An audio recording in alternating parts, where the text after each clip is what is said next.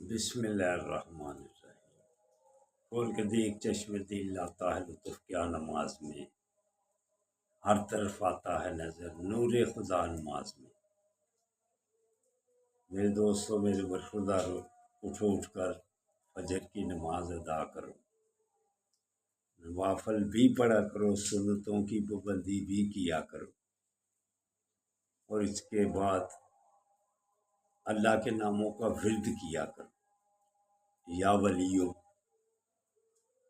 اللہ تعالیٰ پھر ایک دوسرے میں صلح پہ رہے گی، میاں بیوی میں خاص طور پر یا ولیوں کا ورد کیا کرو۔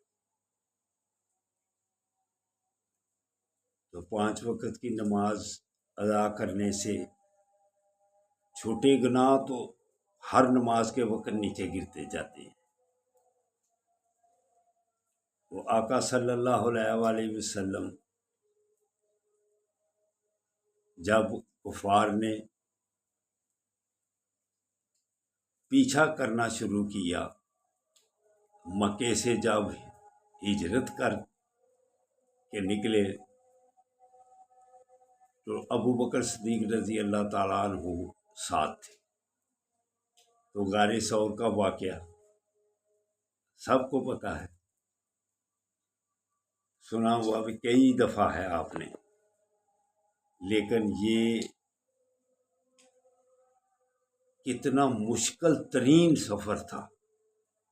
جب ہم حج پر جاتے ہیں تو کوئی غار ثور پر جاتا ہے کہ وہ مشکل ترین سفر ہے،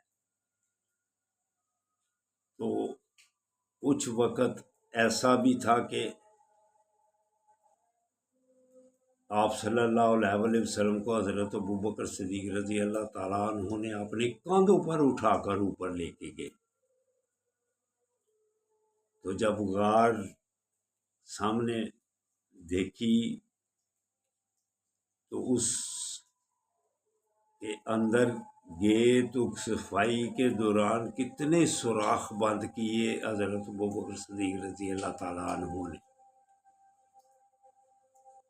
تو ایک سوراخ پر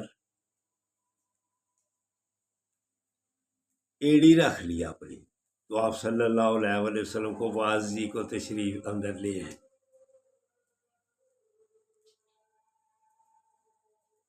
اور اسی ایڑی کے اندر سانپ تھا جو کافی مدت پہلے انتظار کر رہا تھا کہ آقا صلی اللہ علیہ وآلہ وسلم یہاں آئیں گے۔ 2 عاشق وہ ڈستے گئے تو ابوبکر صدیق رضی اللہ تعالیٰ عنہ اس کا ڈنگ سہتے گئے۔